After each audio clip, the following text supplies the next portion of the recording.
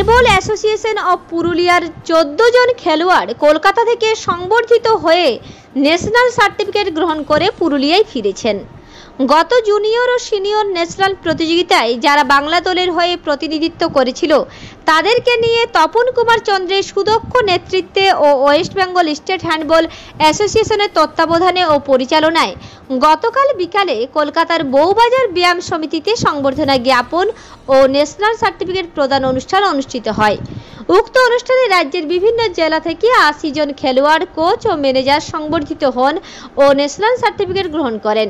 উক্ত অনুষ্ঠানে পুরুলিয়া জেলা থেকে 14 জন খেলোয়াড়, কোচ, ম্যানেজার উপস্থিত ছিলেন। উক্ত অনুষ্ঠানে উপস্থিত ছিলেন রাজ্য হ্যান্ডবল সংস্থার সম্পাদক তপন কুমার চন্দ্র, সহসভাপতি মানিক বাবু ও Gautam Nag, GB member of GS Ebadul Haque Haldar Moyna, রাজ্য সংস্থার ট্রেজারার তপন বাহাদুর সহ জেলা থেকে আগত জেলা সভাপতি ও সাধারণ সম্পাদকগণ, এছাড়াও জাতীয় ও আন্তর্জাতিক স্তরের বিশিষ্ট ক্রীড়াবিদগণ।